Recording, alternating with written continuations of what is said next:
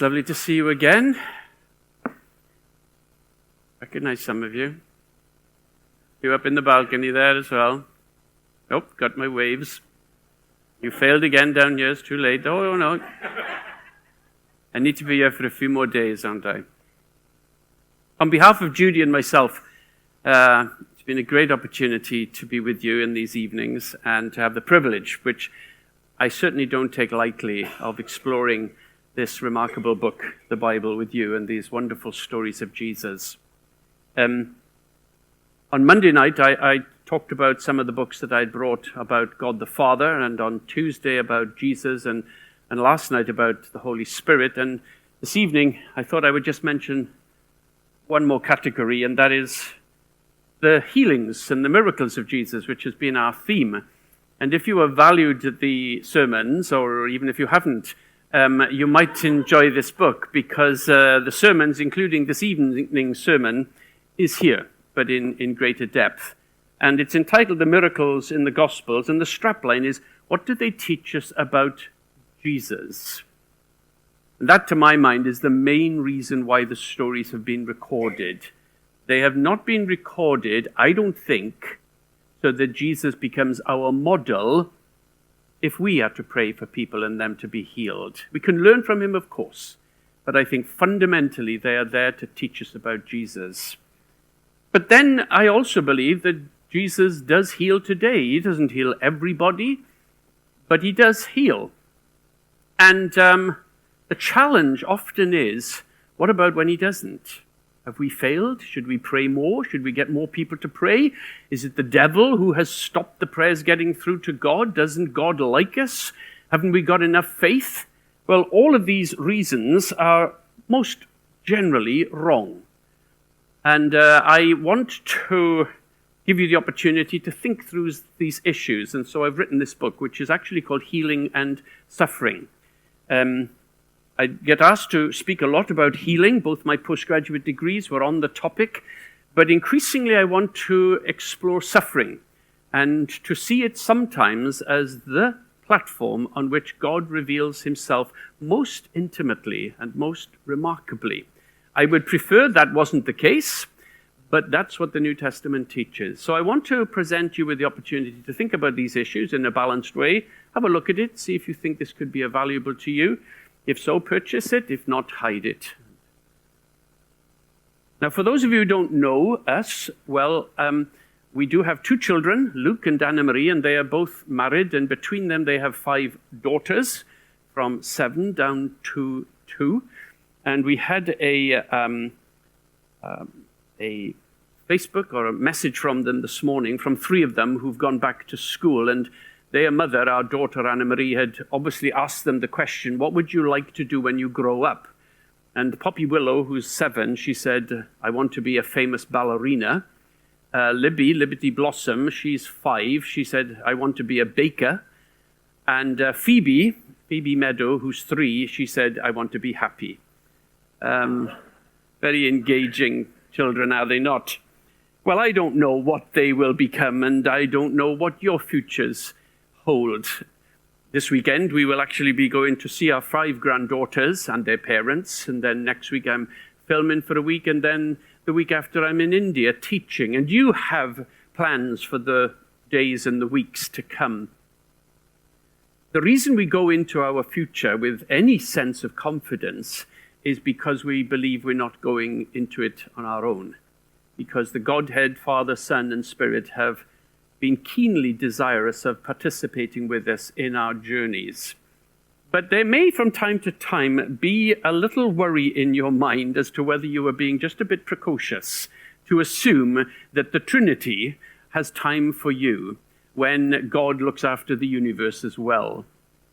We sang that last song, He hides our lives in his hands. Really? He holds us. Really? Are we that important? Well, of course, we know we're not. He is. And that's the marvel of our salvation, that he chooses to have that intimate relationship with us. But from time to time, we need our minds to have some evidence to support it, because we doubt. Well, I would like us to explore a story where the fears, I hope, will be calmed if they are lurking in your psyche. According to the Gospels of Matthew and Mark, Jesus has never done this before. Oh, he's healed people, he's cast out demons immediately and easily from their victims. He's even healed lepers. He's calmed storms, but he's never done this before, never. Not until this particular day, when he raises a 12-year-old girl from the dead. Now, her father was a very important man. He was a ruler. He was a ruler of a synagogue. He was rich, and in his community, he had authority. He had presence. There was something prestigious about him. He had power, but in this particular situation, he is powerless. Because that day, that morning, his daughter, his only daughter, has died. And he has no way that he can look to the future, because his eyes are full of tears and his heart is full of pain because of the tragedy that has traumatized him and his family. His only daughter is dead, and he's at the end of hope. And then Jesus comes to his village, and he decides to ask Jesus to touch her because he believes Jesus can raise her from the dead. But it's a big ask, because Jesus has never done this before. And be impressed with the quality of this ruler's perception of Jesus, that he believes that Jesus can do it. You see, the village is already preparing for the burial. The mourners are there. And when Jesus says, she's not dead, she's sleeping, they laugh. They don't laugh with joy. They ridicule him. They mock him for being so foolish. This girl is clearly dead. And even some of the friends of the rulers say to the ruler, don't bother Jesus. It's too late. Not even Jesus can help you in this situation. I wonder whether you have ever felt that it's too late. Too late for Jesus to help you in your particular situation. Maybe this evening you are in that situation. Maybe nobody else knows, but you are facing a trauma, a challenge, a worry, and it's tearing you up inside. And maybe your life has plummeted close to rock bottom, and you have come, you're not too sure why you are here, because you have run out of hope, like that father. Well, that's how the father felt. And I'd like us to explore Jesus' response to the father and to the little girl, not just as a piece of historical inquiry into an event that happened 2,000 years ago, but so that we can apply it into our 21st century lives. So let's read the story. We read it last evening, and we're going to read it again. It's in Matthew chapter 9. And this is a story that is written in Matthew and Mark and Luke. Not all the stories are repeated in the Gospels, but this one is clearly so important to the writers that they each include it. And you will remember and you will see that it is two stories in one. Two ladies. The number 12 is significant to each of them. Both of them are ceremonially unclean because of their physical conditions. The one is dead, the one is hemorrhaging blood. And Jesus transformed their lives. So while Jesus was saying these things, he's speaking to the disciples of John the Baptist, an important task. While he was saying these things to them, behold, a ruler came in and knelt before him, saying, my daughter has just died, but come and lay your hand on her, and she will live. And Jesus rose, and Jesus followed him with his disciples.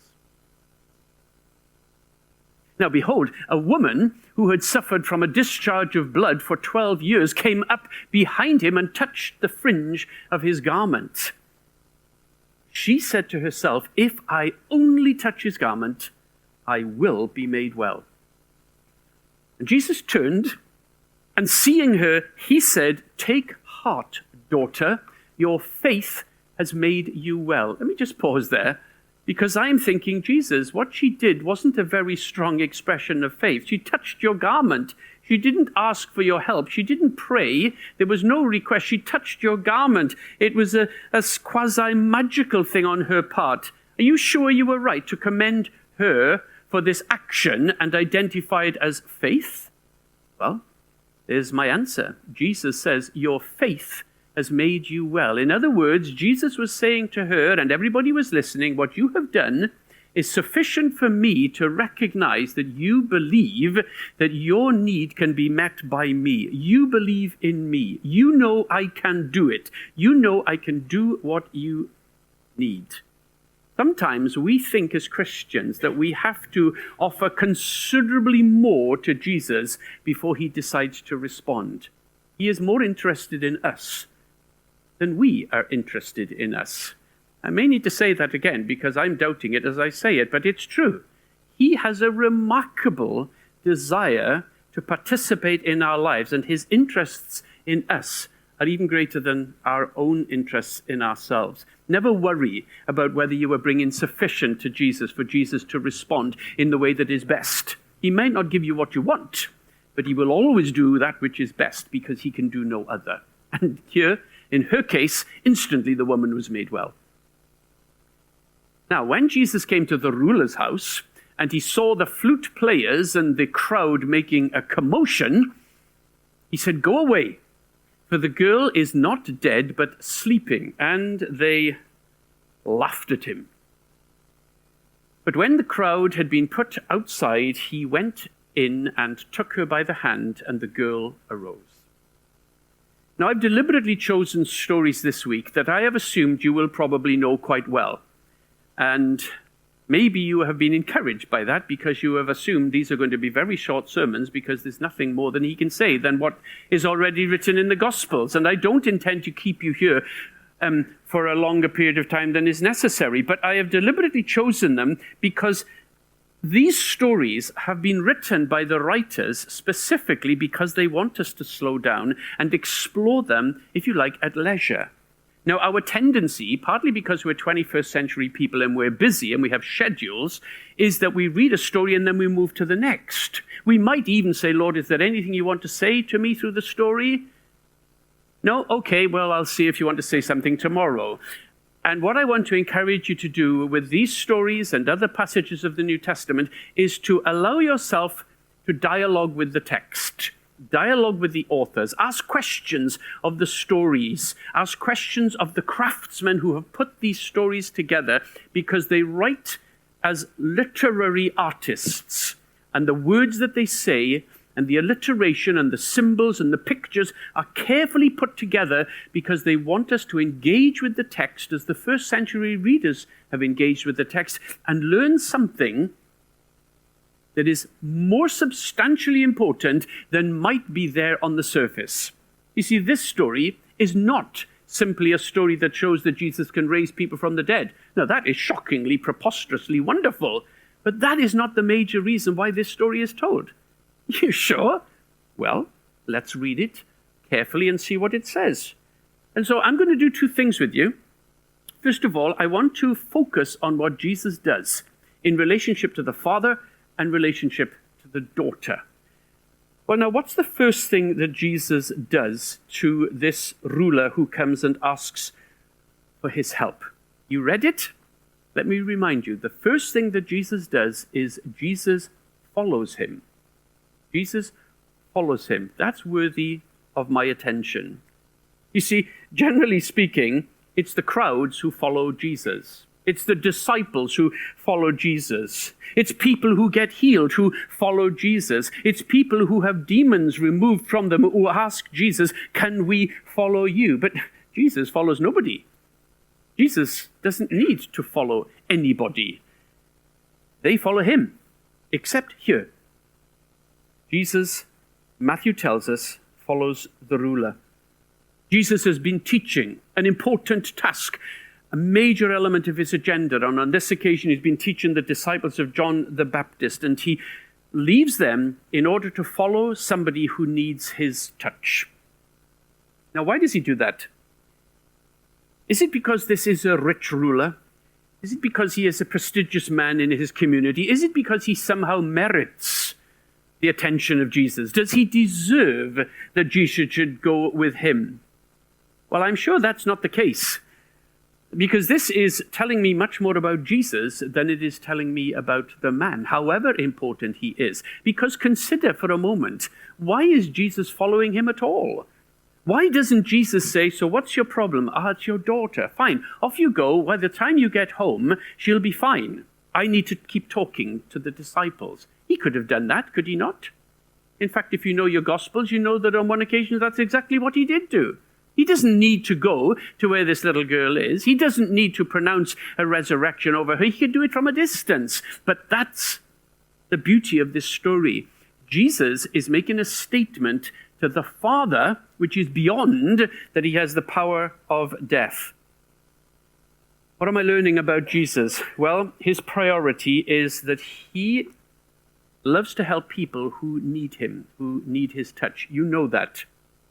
And he follows this man who has nowhere to go for help. But in effect, what he is saying to this man is, you go, I'm following you. You can't see me, but I'm walking behind you. I'm walking in your footsteps. I'm there. And I'm there to do you good. Does he need to do that? Could he not have done it from a distance? But yes, of course he could, but he wouldn't have achieved the aim that he has of demonstrating to this beleaguered father that Jesus wants to walk the journey to death and bring the little girl back to life, and he's going to do it with him. That's our Jesus. He doesn't watch us from a distance. He's not in heaven looking down.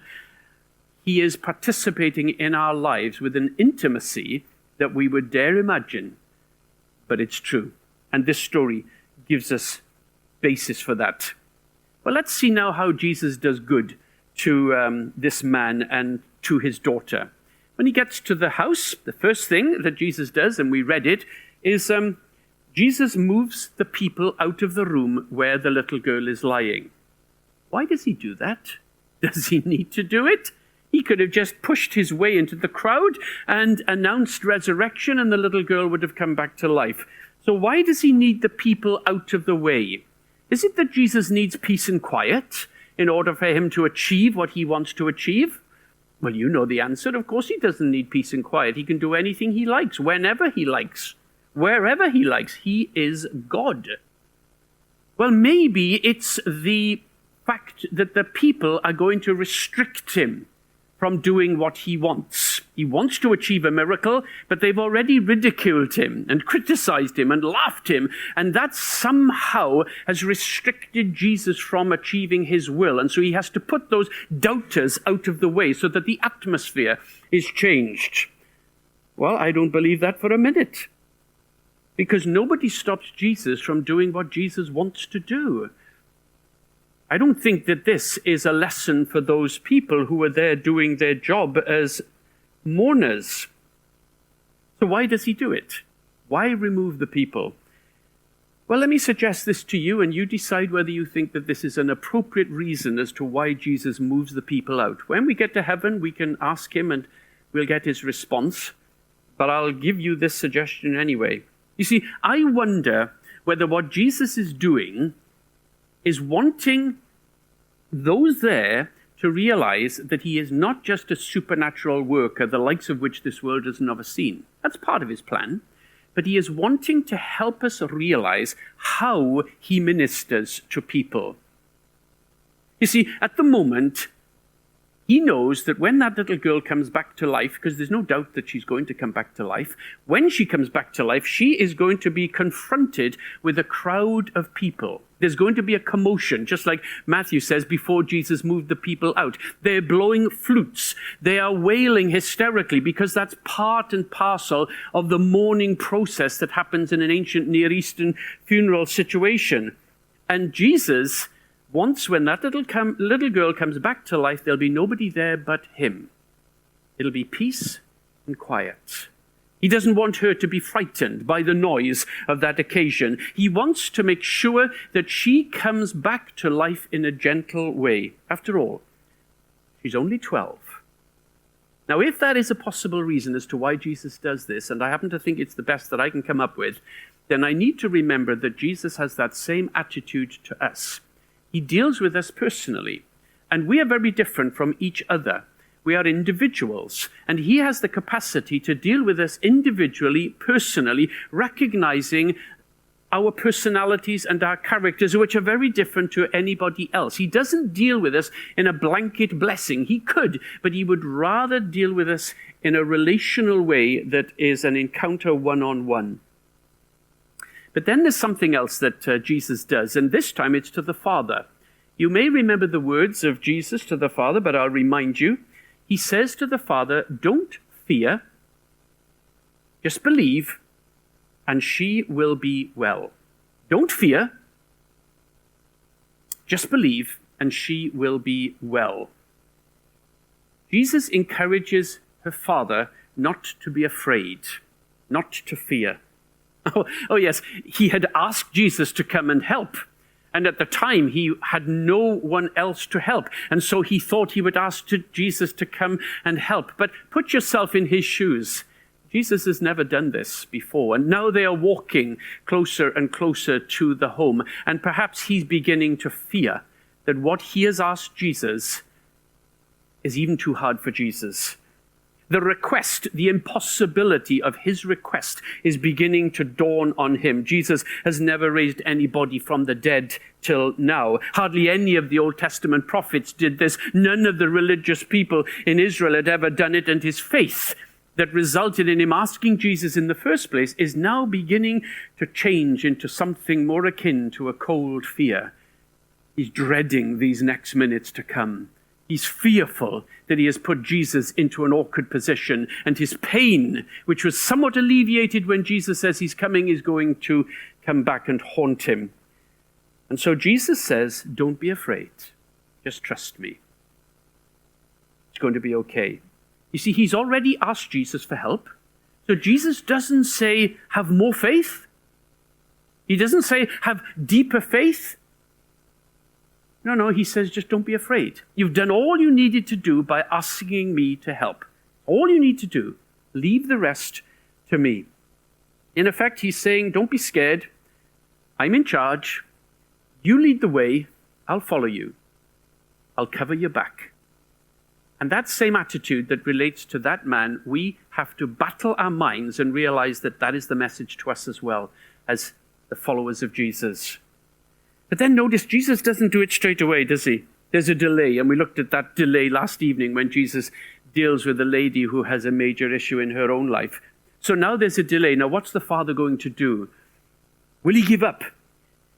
Will he turn away? Will he go back home? Will he wait for Jesus? What's going on in his mind? Is there the possibility that Jesus isn't going to come? Maybe this is Jesus' way of recognizing that even he can't raise somebody from the dead, so he deals with something that's a little bit easier for him to cope with. But remember what Jesus has said. You go ahead. I'm following. I won't forget you. I won't meet your need straight away. There's somebody else who I'm going to look after, but I will get to you. Question to the man is fundamentally, will you trust Jesus? You've asked him, will you trust him? And that is a message to me. It's a message to you. When I ask Jesus for help, the next question is, do I really believe that he's heard? Do I really believe that he cares? Do I really believe that he will seek to meet my need? I know that he might not give me what I want, and that's fine because he knows best what I need. So I'm quite prepared to leave it to him to give to me what is best for me because I know it's not going to be bad. It's going to be the best. But I still need to exercise trust and belief and not fear. But now there's just one or two other things about this story that the story writers have mentioned. And this particular aspect of this story is mentioned by Matthew and by Mark and by Luke. And it's this. Jesus doesn't just raise this little girl from the dead, but he takes her hand and he helps her to stand. You need to do that, Jesus?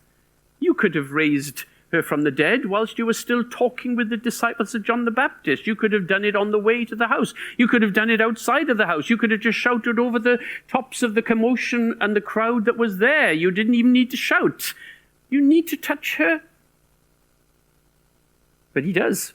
He takes her little lifeless hand in his. He doesn't demand that she try and get up in her own strength. He takes her hand and he helps her stand. She's been healed, but now Jesus helps her to enjoy the transformation. What does this tell me about Jesus? He can heal. He can resurrect from the dead, but much more impressively, it's how he does it. God, in the person of Jesus, has come to help a little 12-year-old girl who doesn't even know that he's there, and he comes to help her stand. Something even more significant about the fact that he touches this girl. And when we think as a first-century Jewish person, we'll understand that significance, because you will know, if you know numbers, you will know that the one thing that you must not do with a corpse is to touch that lifeless body, because if you do, you will become ceremonially unclean. You won't have sinned, but you will put yourself into a situation where for a period of time you cannot communicate with the community. You will have to go through a process of cleansing if you touch somebody. So Numbers 19 has some strict rules as to what you must do in reference to a dead body. And the general preference is don't touch a dead body, because if you do, 7 days you'll be having to be ritually cleansed. But Jesus deliberately touches this dead body, and he doesn't need to do it. Is he being radical for the sake of it? Is he showing off?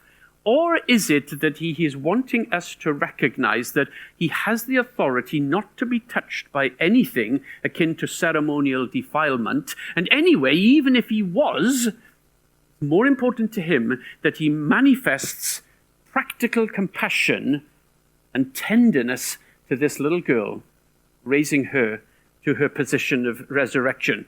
And of course, you see how easily he does it. There's no words. He certainly doesn't pray. He doesn't ask God or the Spirit to help him. It's just a touch, and that's quite sufficient. And then there's one last thing.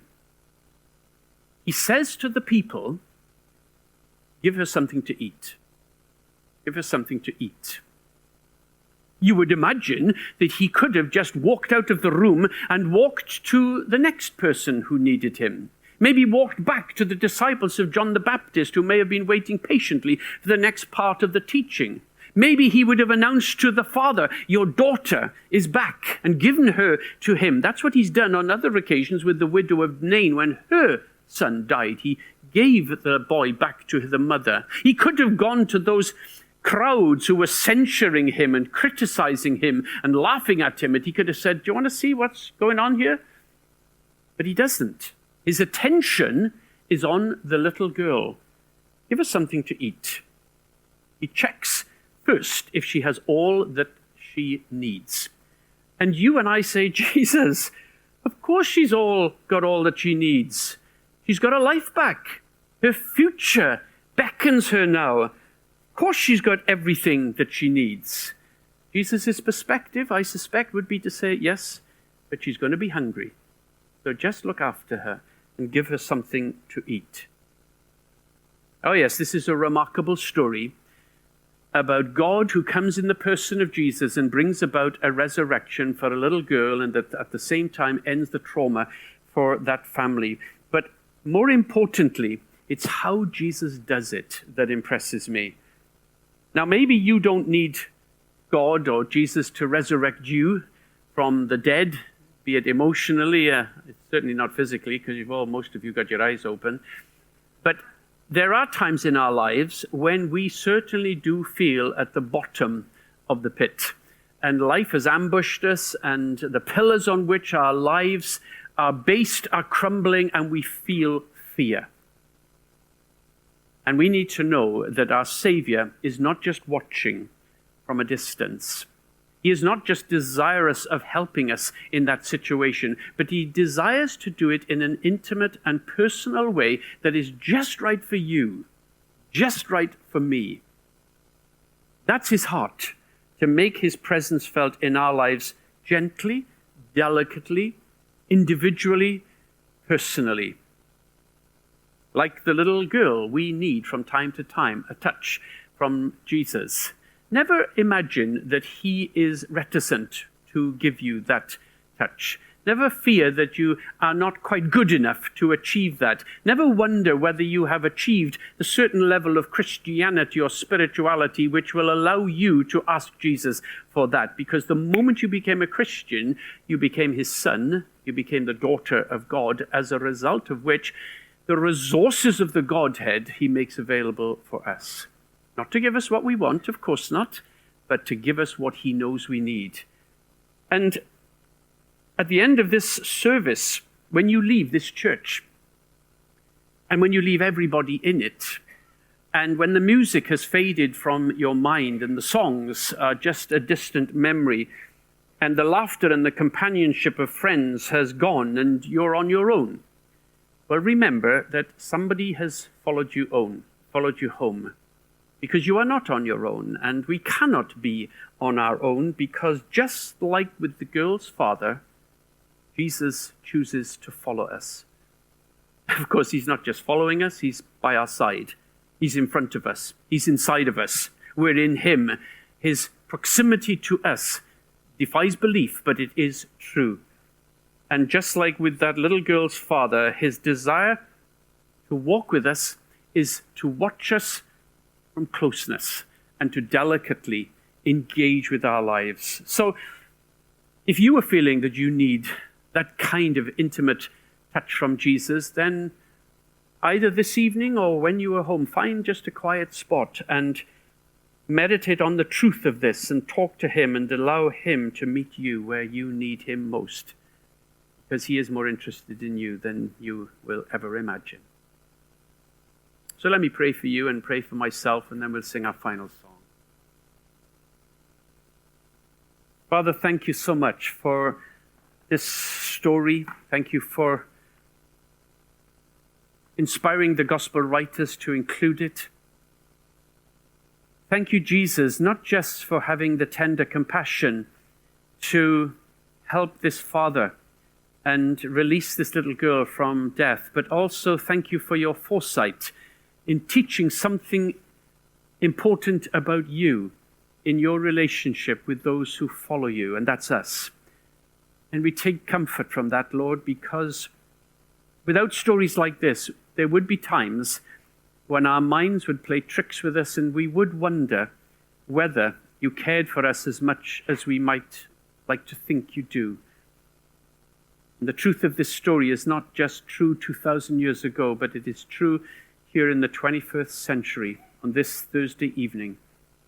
So my desire is that you will impress this truth upon us, and as a result of it, would our lives be put into a different perspective when we recognize your commitment to us. And this evening, this week, will you surprise us with your presence and the consequence of your presence in our lives.